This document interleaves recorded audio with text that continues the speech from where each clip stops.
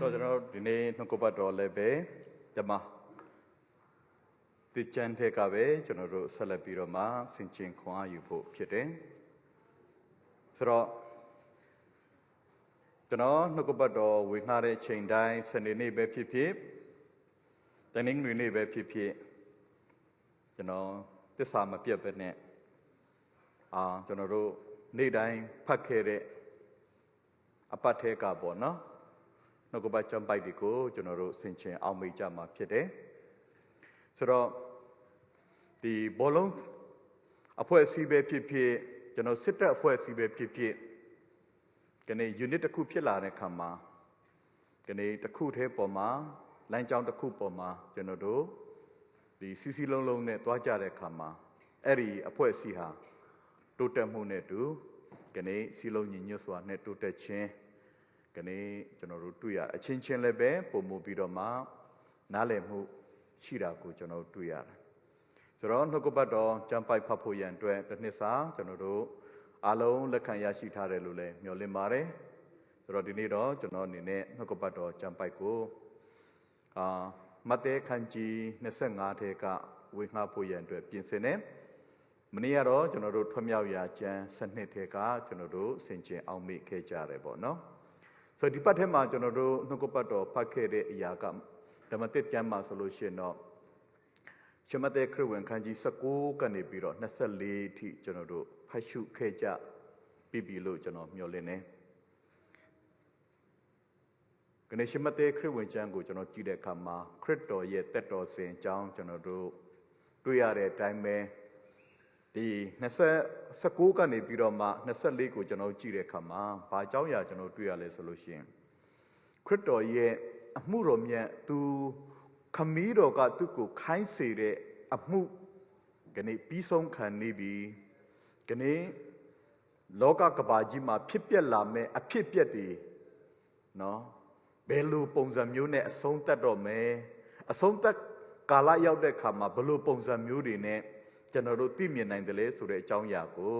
ဒီနေ့ကျွန်တော်တွေ့ရတာဖြစ်ပါတယ်ဒါကြောင့်ဒီအခန်းကြီး25တစ်ခုလုံးကိုတော့ကျွန်တော်မဖတ်တော့ဘူးဒီမနေ့ဖတ်လာသည်ဖြစ်စေညနေရောက်မှဖတ်ဖို့ရန်အတွက်ပြင်ဆင်သည်ဖြစ်စေဒီနေ့ဒီနှုတ်ကပတ်တော်ကိုဆင်ခြင်တဲ့အခါမှာကျွန်တော်တို့နားလည်လိမ့်မယ်ဒါပေမဲ့ကျွန်တော်အနေနဲ့တော့ဒီ73ပေါ့နော်ဘာဖြစ်လို့โอเคဆိုတော့73တစ်ခုကိုကျွန်တော်တို့ဟိုဖြစ်အောင်โอเคဒီပါနော်တော့ဒီဟာလေးတော့ကျွန်တော်တို့ဖတ်ကြည့်အောင်အတူတူဖတ်ကြည့်အောင်နော် Okay, let's read all together. Here is Matthew chapter 25 verse this one is 13. Okay, English lo. Let's read first in English. Ready? So you too must keep watch, for you do not know the day or hour of my return. ဆိုတော့ကျွန်တော်ဂျူလီယာကမရှိသေးဘူးဆိုတော့တဲ့မှာI'm forgot I just Julia ပဲပေးထားလိုက်တယ်ဆိုတော့ do you have take your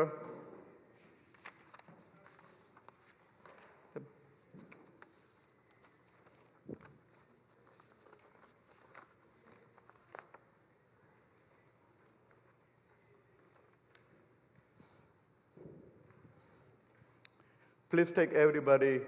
translation device. So the word of God is very important. This is for everybody. ဆိုတော့ကျွန်တော်တို့ဆက်ပြီးတော့မှခဏလေးဆောင်ပြအောင်เนาะကျွန်တော်ဂျူလီယာနဲ့ပေးထားလိုက်တော့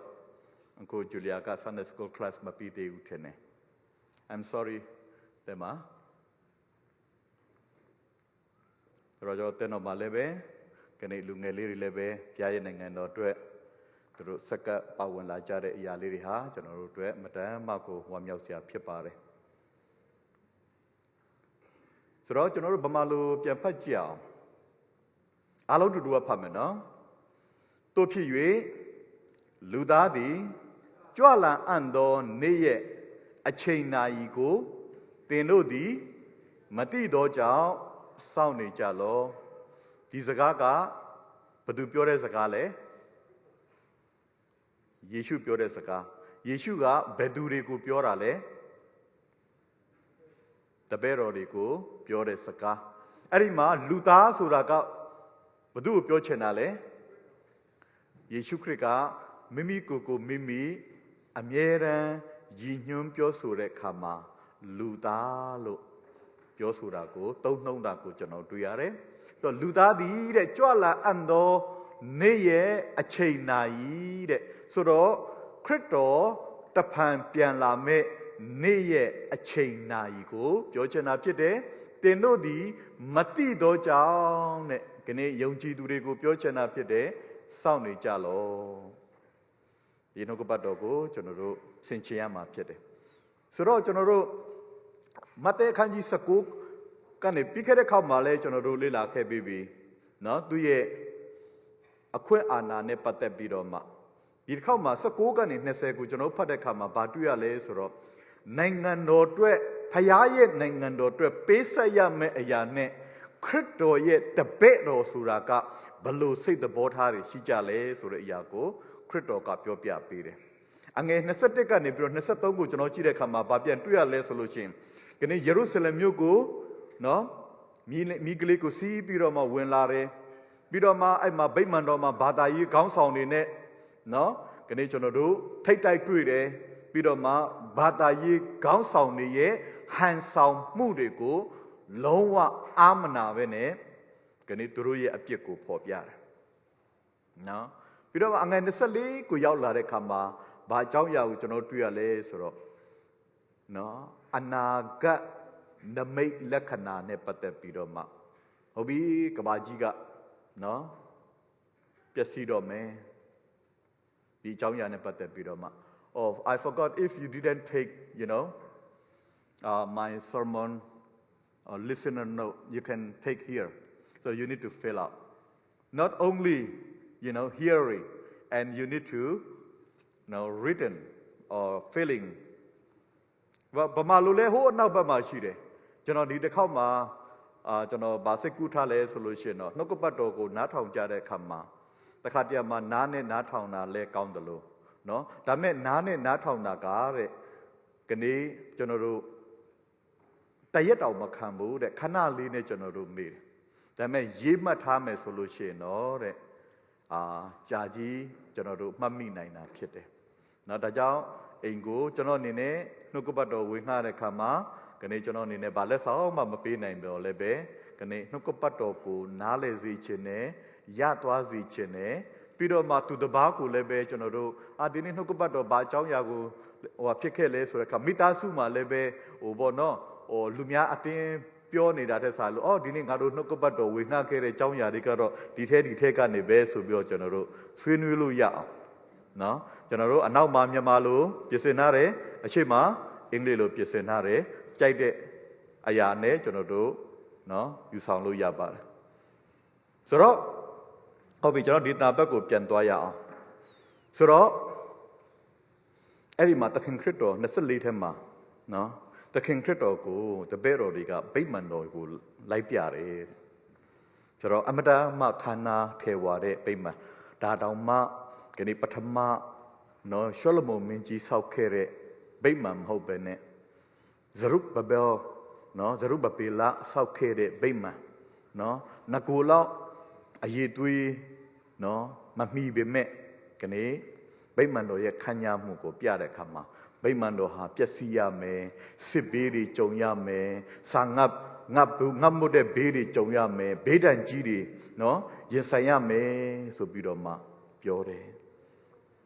လူသားကြွလာမယ့်နေ့ကိုတော့ခမဲတော်ကလွဲလို့ကောင်းကင်တမန်လည်းမသိဘူးခရစ်တော်ကငါကိုယ်တိုင်လည်းမသိဘူးမင်းတို့လည်းမသိဘူးဒါပေမဲ့လုံနိုင်တာကကျွန်တော်တို့စောင့်နေဖို့ဘယ်လိုမျိုးခြေနေမျိုးဆိုနီးလာပြီလေလို့ပြောတဲ့အခါမှာ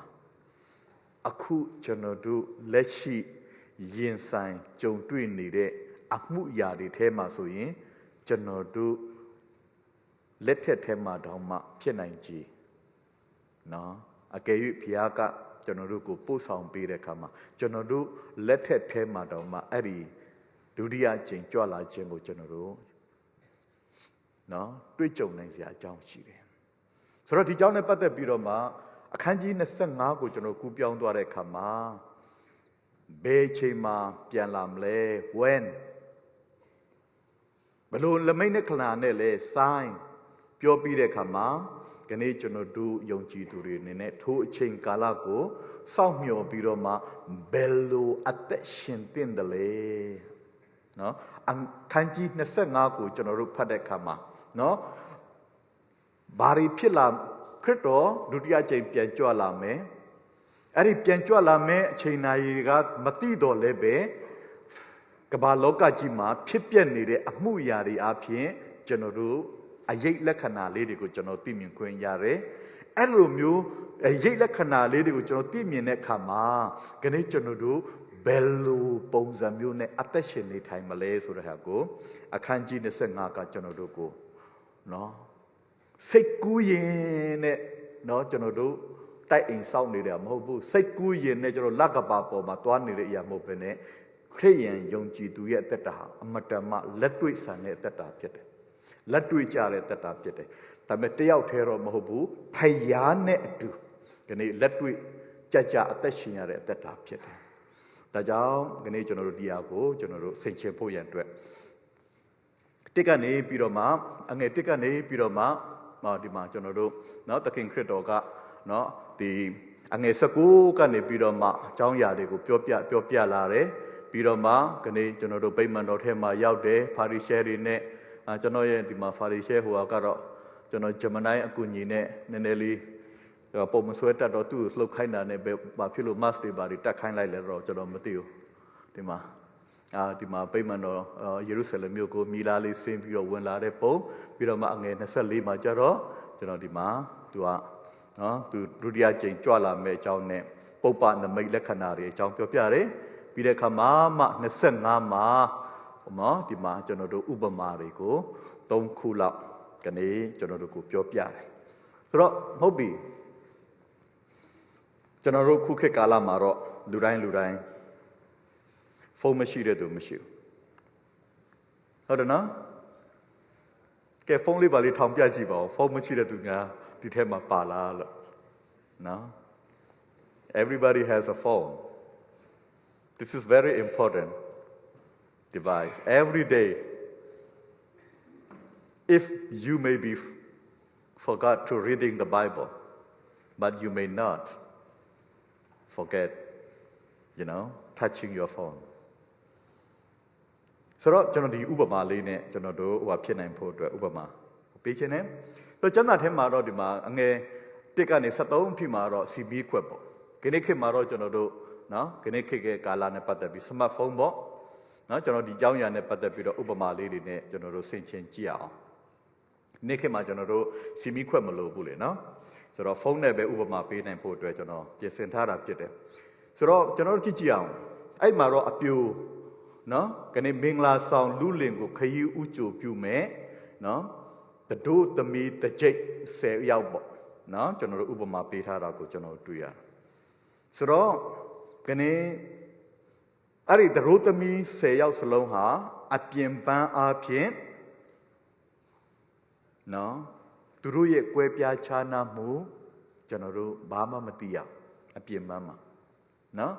တယောက်လည်းစီမီပါလာတယ်နောက်တယောက်ကလည်းစီမီပါလာတယ်နောက်တယောက်ကလည်းစီမီပါလာတယ်10ယောက်စလုံးမှာစီမီခွက်ပါလာကြတယ်နော်ဟုတ်ပြီကျွန်တော်တို့ဒီမှာကြည့်ကြအောင်ကျွန်တော်တို့ဖုန်းတွေပါလာကြတယ်နော်ဒီထက်မှာဘယ်သူရဲ့ဖုန်းများ100% ဖုန်းချခြင်းရှိတဲ့သူရှိလားမရှိတော့ဘူးထင်ပါတယ်နော်အဲဆိုတော့ကျွန်တော်အိမ်မှာအားသွင်းပြီးတော့လက်မှာလဲကျွန်တော်ကြည့်မှာပဲနော်တော့တချို့ဆိုလို့ရှိရင်တော့အိမ်မှာတမနဲ့လုံးဖုန်းမပုတ်လာတော့အခုဆိုရင်တော့ဖုန်းများဘက်ထရီကုန်ခဏီးနော်ရှိတဲ့လူလည်းရှိကောင်းရှိမှာပဲနော်ဆိုတော့ကျွန်တော်တို့ဖုန်းတော့ယူလာကြတယ်ဒါပေမဲ့ဒီဖုန်းရဲ့အသက်ကဘာလဲနော်ဖုန်းရဲ့အသက်ကိုကျွန်တော်ကြည့်မယ်ဆိုရင်စီမီခွက်မှာစီမီထွန်းလင်းနိုင်ဖို့ရန်အတွက် အသက်ကစီဖြစ်တယ်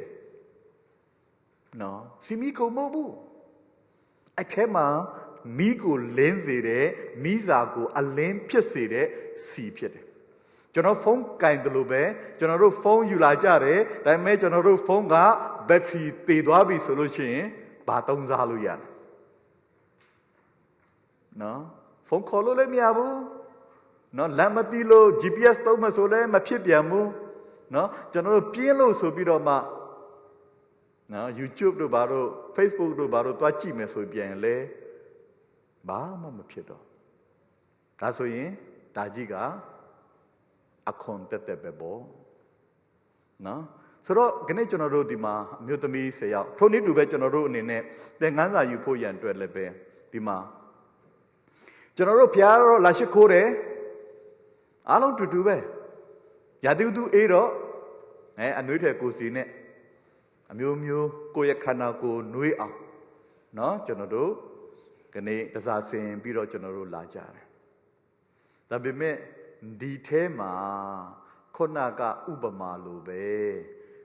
စီမီထဲမှာစီမီခုံထဲမှာစီမီခွက်ထဲမှာစီမီမပါတဲ့သူတွေဘယ်နှယောက်ပါမလဲမသိဘူးဖုန်းတော့ယူလာတော့လည်းပဲဖုန်းချာဂျင်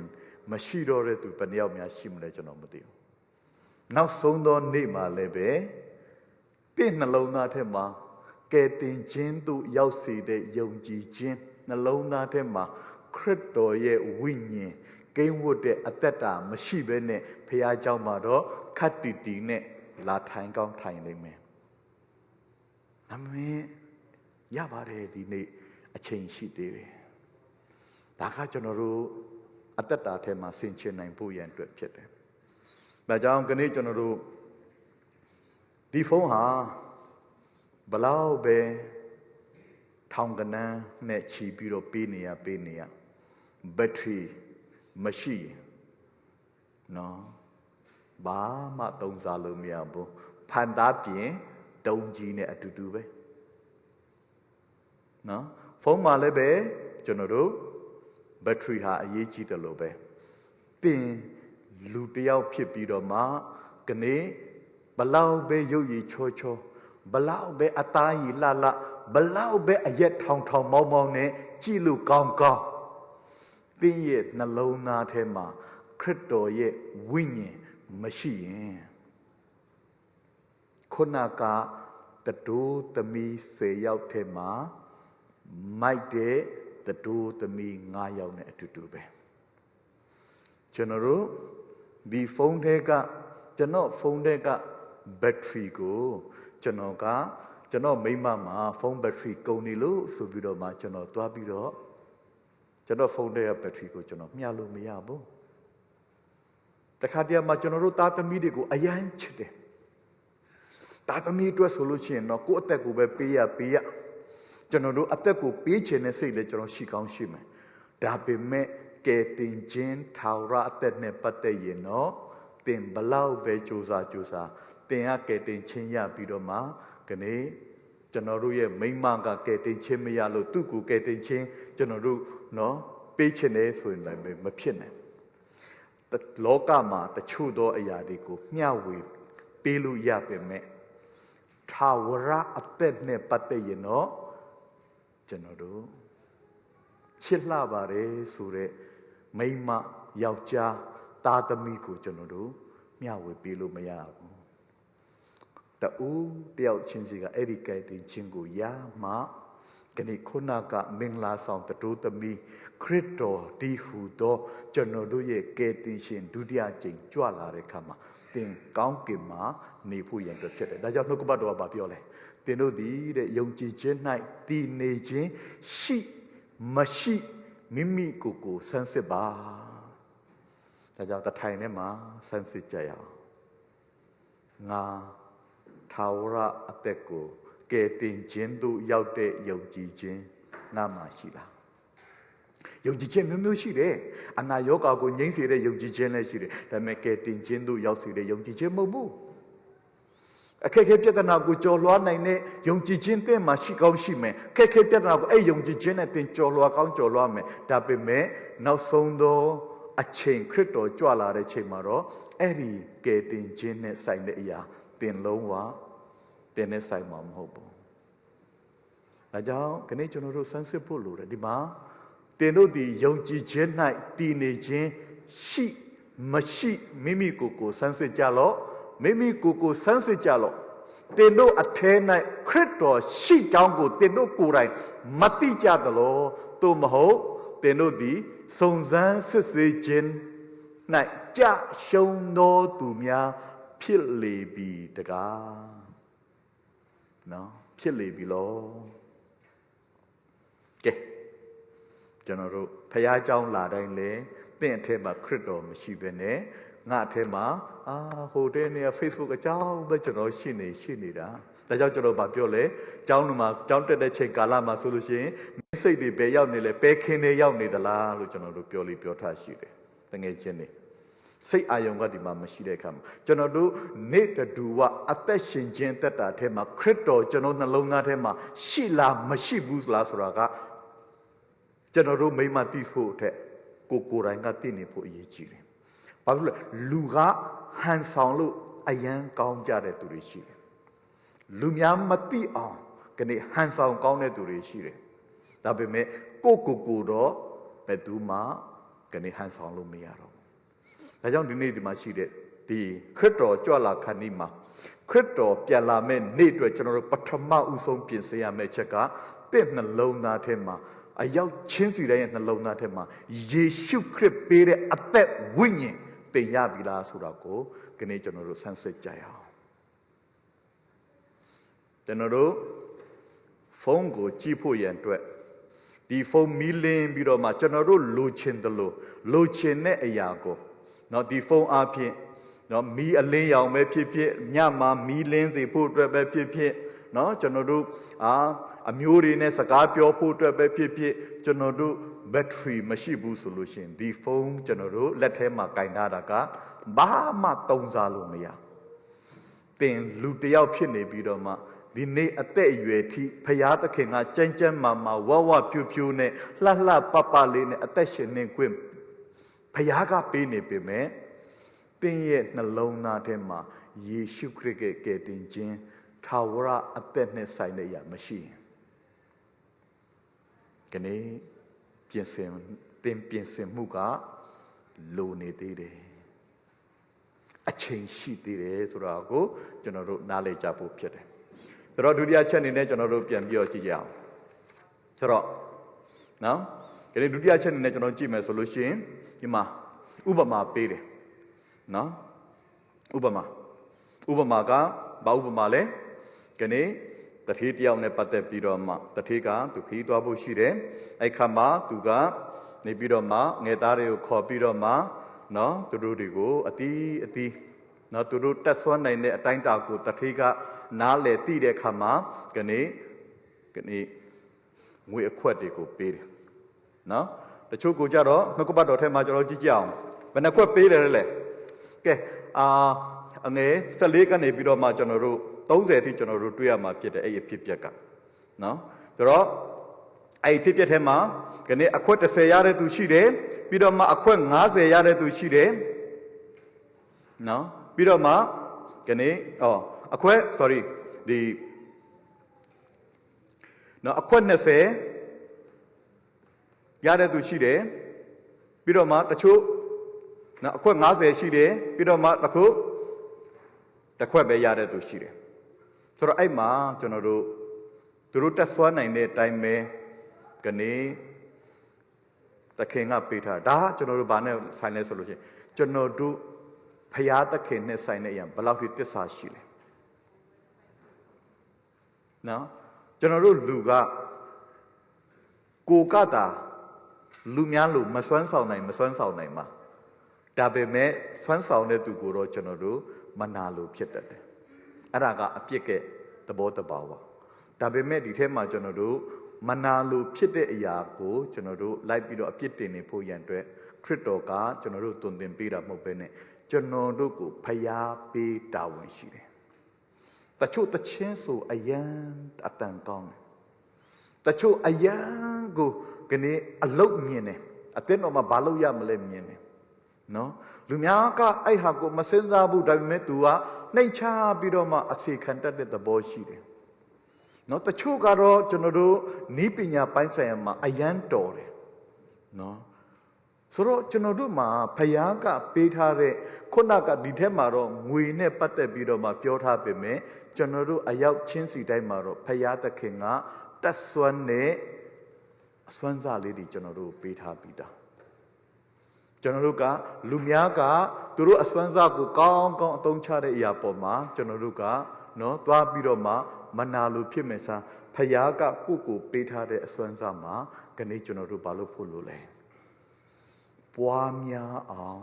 တစ္ဆာရှိရှိနဲ့ကောင်းကောင်းမွန်မွန်ကနေပြိုးဆောင်တတ်ဖို့အရင်ရည်ကြည်တယ်အဲ့ဟာနဲ့ပတ်သက်ပြီးကျွန်တော်ကြည့်တဲ့အခါမှာကနေကျွန်တော်တို့တစ္ဆာရှိခြင်းပေါ့နော်ကျွန်တော်တို့ရဲ့စာရွက်ထဲမှာနော်ဆိုတော့ဒုတိယအပိုင်းနဲ့ပတ်သက်ပြီးတော့မှကနေကျွန်တော်တို့တွေ့ရတယ်နော်တစ္ဆာတော့ဖယားကတင့်ကိုပေးထားတဲ့အစွမ်းစားကိုတင်ကဖယားရဲ့နိုင်ငံတော်အတွက်အသုံးပြုမှာလားဒါမှမဟုတ်လဲနောက်ဆုံးအ ਨੇ ဆုံးရတဲ့သူလိုပဲငါသခင်က तू မဆိုင်မပြိုးတဲ့နေရာမှာ तू ကအမျက်ယူတတ်တယ်ဒါကြောင့်မလို့ငါကတော့ဒီဟာကိုလုပ်မယ်ဆိုလို့ရှိရင်တော့ငါမတိုးပွားစေဘူးဆိုလို့ရှိရင်တော့ငါကိုဒေါသထွက်မယ်ဆိုပြီးတော့မြေကြီးထဲမှာတွင်းတူးပြီးတော့မှတင်ထားတယ်ဆိုတော့ကြည့်အခွက်90ရတဲ့သူအခွက်20ရတဲ့သူနော်တိုးပွားအောင်လုပ်တဲ့ခါမှာကနေသခင်ကအာရကျေနပ်ခြင်းရှိတယ်။ကနေကျွန်တော်တို့ရဲ့အသက်တာတွေထဲမှာလည်းပဲဘုရားသခင်ကကျွန်တော်တို့ကိုအစွမ်းစားကိုစီပေးထားတယ်။တခါတည်းမှာကျွန်တော်တို့ကဘာလုပ်လဲ။ဘုရားပေးထားတဲ့အစွမ်းစားကိုကျွန်တော်တို့ကအသုံးမပြုဘဲနဲ့ဘာလုပ်ချင်လဲ။ပြင်းနေ။ကြောက်တယ်။မြေကြီးထဲမှာပဲနော်မပြောက်မပြက်အောင်ကျွန်တော်တို့တွင်းတူးပြီးတော့မှတိမ့်ထားခြင်းပဲဒါပေမဲ့သခင်ကကျွန်တော်တို့ကို30ပေးတယ်30တိုင်းပြန်အပ်တဲ့အခါမှာသခင်ကပျော်မယ်လို့တင်ထင်ရင်ဒီဥပမာအရာကျွန်တော်ကြည့်တဲ့အခါလုံးဝမှားတယ်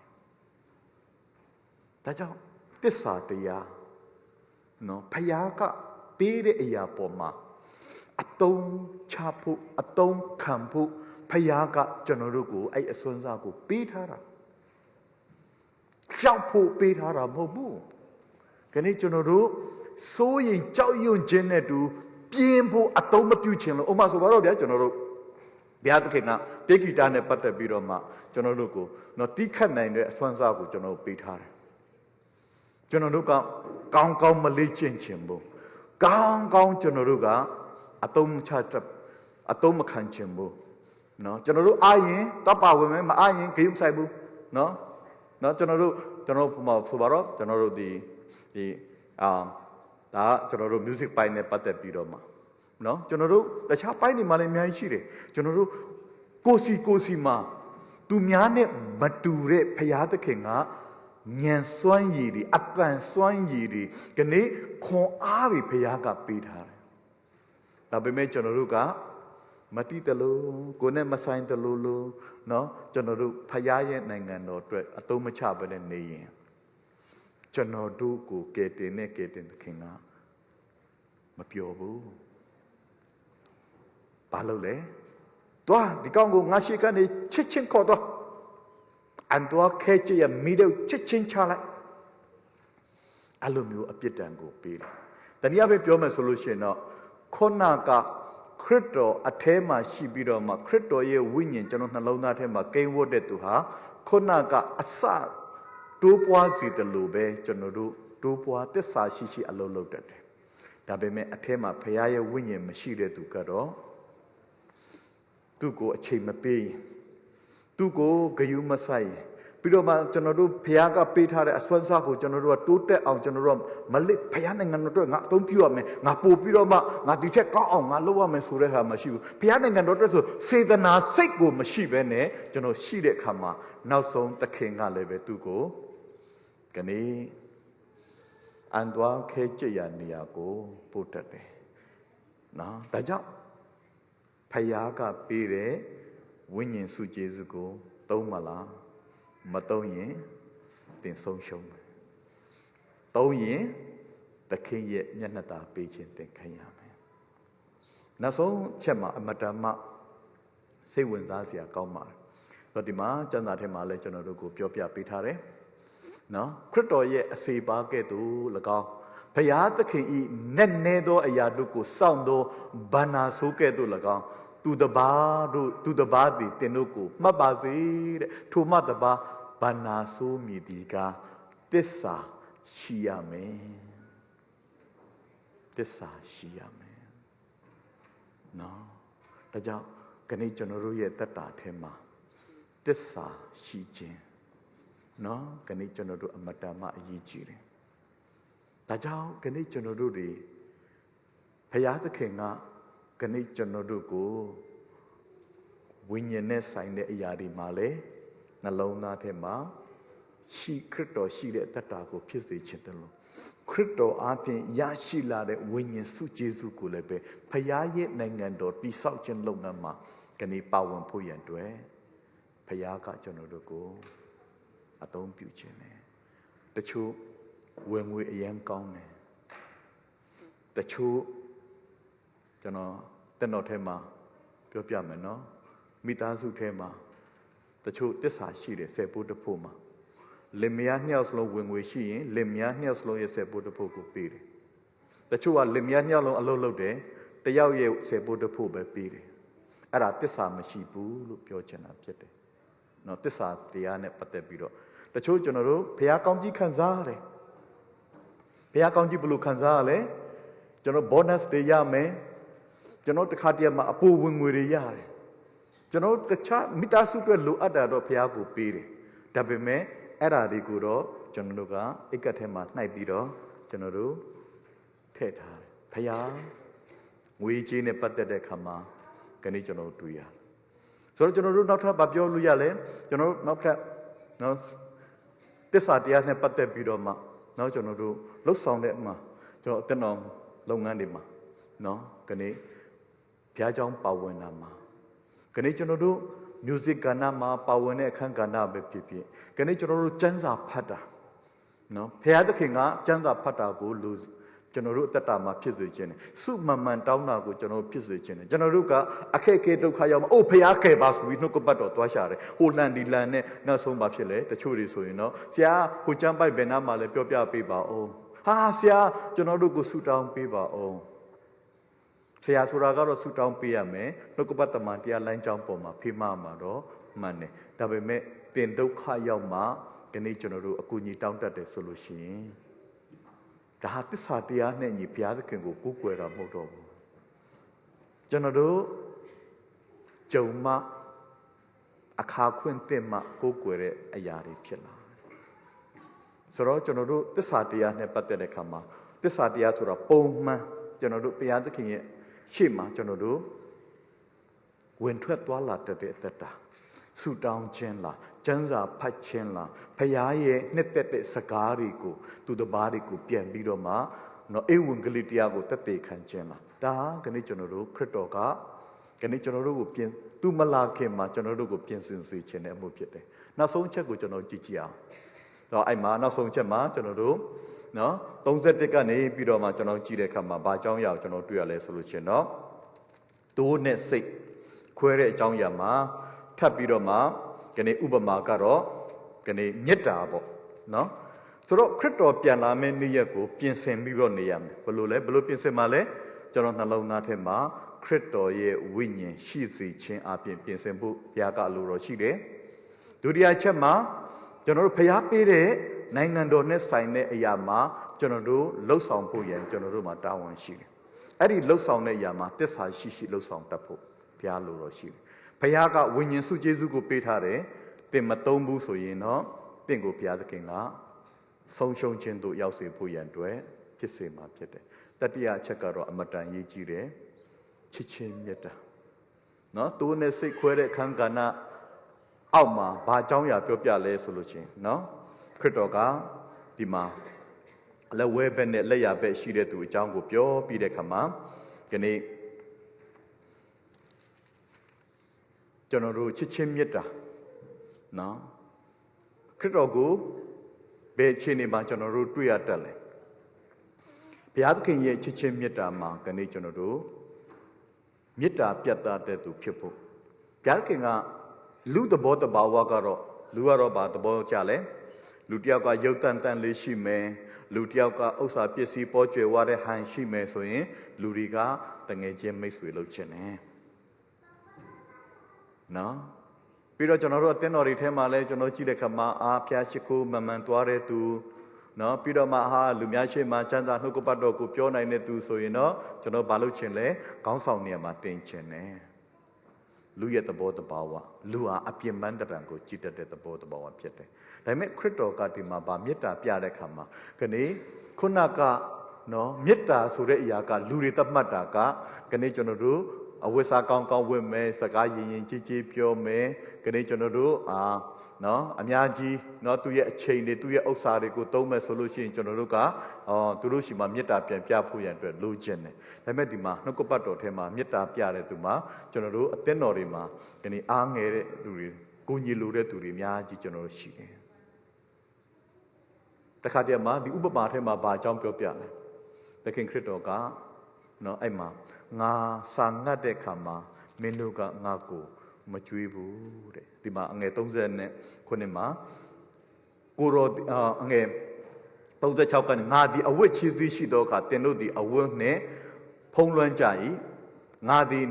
အနာဆွဲသောအခါတင်တို့ဒီကြည့်ရှုပြုစုကြ၏အဲ့ဒါက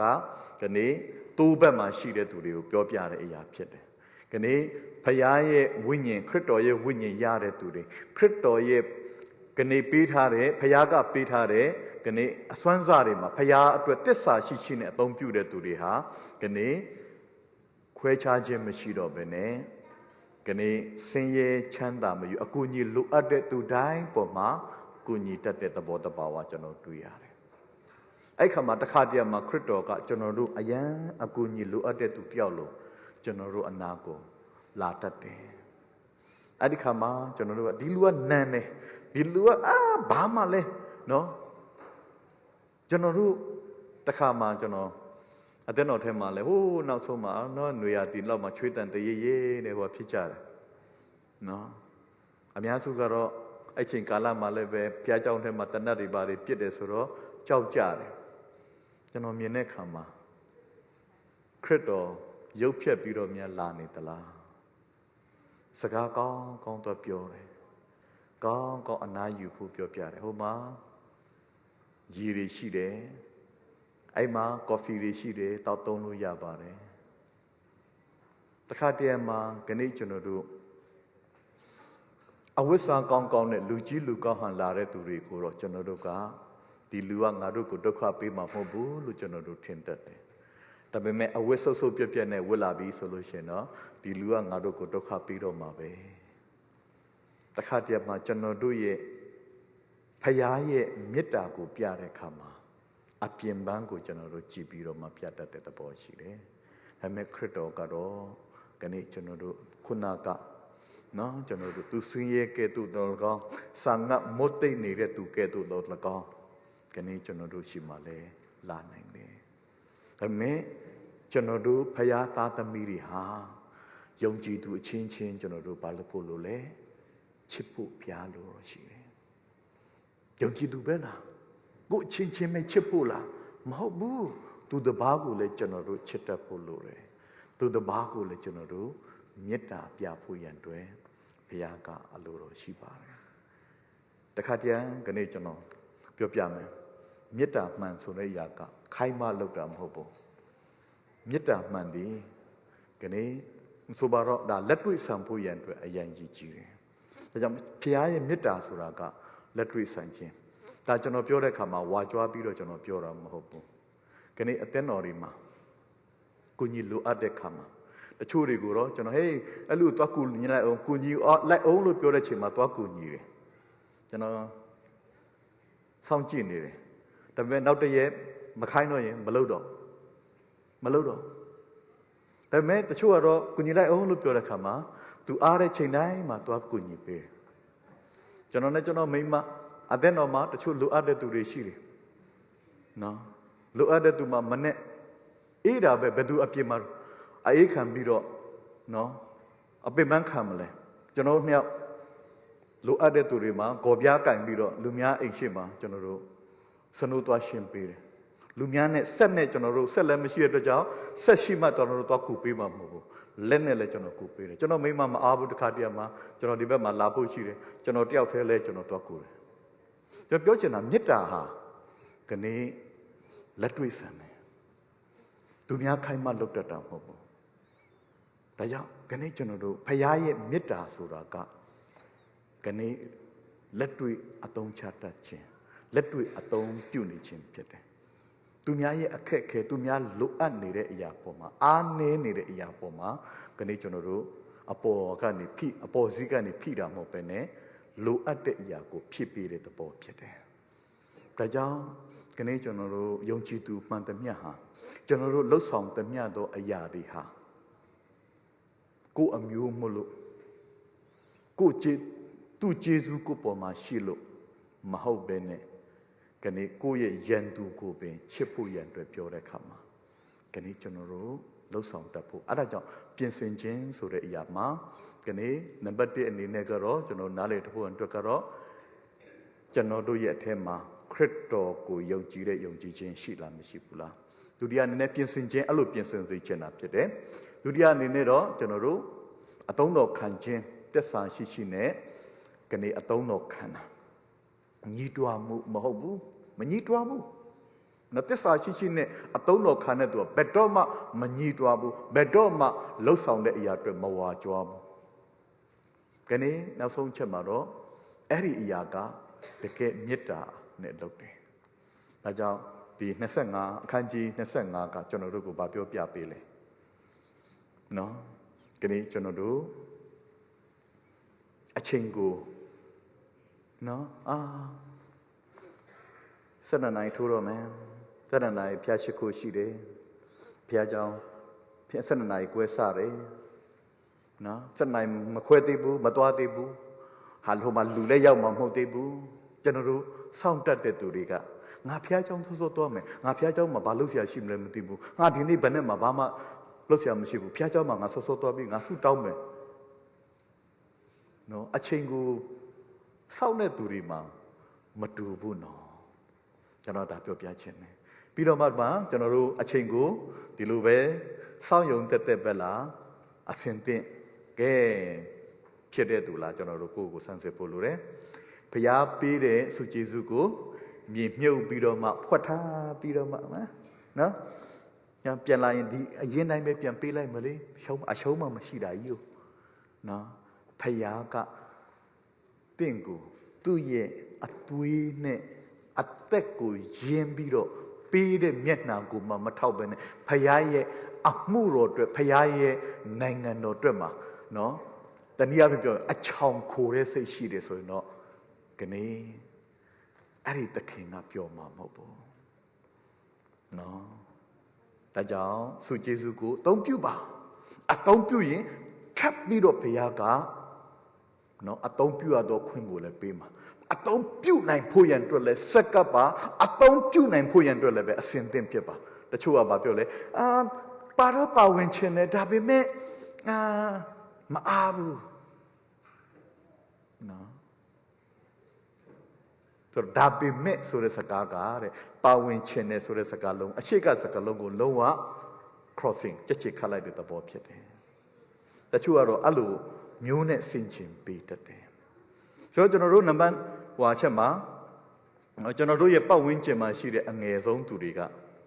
ဘယ်သူတွေလဲ။နော်အငယ်ဆုံးသူကိုညီလိုတဲ့သူဘယ်သူရှိလဲ။နော်သူများခိုင်းမှမလုံးနဲ့အမြဲတမ်းဆန်းစစ်ကိုအတင်းတော်ထဲကလူတွေတောင်မှကျွန်တော်တို့နော်ငါမိသားစုစင်ပြေနေရပြီပဲသူတို့မိသားစုကိစ္စသူတို့ကိစ္စပေါ့ငါနဲ့ပါဆိုင်လို့လဲဟာငါမအားဘူးဟာငါပင်မန်းတယ်ငါဟိုဟာဖြစ်တယ်ဆိုတဲ့ဟာတဲ့ကိုညီခြင်းနဲ့စိတ်ရှိတဲ့ခါမှာကနေယူသားစွာနဲ့ကျွန်တော်တို့ကိုညီခြင်းနဲ့စိတ်ကိုကျွန်တော်တို့ခွင့်ပြုလိုက်ပါမေတ္တာဆိုတာကဖယားရှိကမေတ္တာယူပြီးမေတ္တာပြန်ပေးဖို့ရန်အတွက်လည်းပဲလက်မနှေးပါစေနဲ့ ကနေ့ကျွန်တော်ကြံပြုခြင်းဒါကြောင့်တင်းနဲ့ပတ်ဝန်းကျင်မှာအငယ်ဆုံးသောသူကိုတွေ့ပြီလားနောက်ဆုံးသောချက်အနေနဲ့ကနေ့နားလည်ထားဖို့ရန်အတွက်ကဲတင်ခြင်းဆိုတာကမိဘတငယ်ချင်းဆရာသမားရှိကနေအမွေယူလို့ရတဲ့အရာမဟုတ်ဘူးတင်တွေးလို့ရင်တွေးသွင်းပေးလို့ရတယ်ပြဿနာမရှိဘူးဒါပေမဲ့ထာဝရအသက်ကိုတော့တင်ရပြီးသားထာဝရအသက်ကိုတော့တင်ရဲ့သားသမီးတင်ရဲ့ညီကိုမောင်နှမကိုတင်ပေးလို့မရအရင်တုန်းကတော့ဖုန်းတွေမှာလောက်ကြတဲ့ခါမှာဖုန်းဘက်ထရီကိုတော့ဖြုတ်ပြီးတော့မှအမျိုးအစားတွင်တခြားဖုန်းဘက်ထရီမှာအားမရှိလို့တွားသွင်းလို့ရကောင်းရပဲအခုနောက်ပိုင်းစမတ်ဖုန်းတွေမှာတောင်မှအထက်ကဖုန်းကိုလွယ်လွယ်ကူကူနဲ့ကျွန်တော်တို့ transfer လုပ်လို့မရဘူးဒါ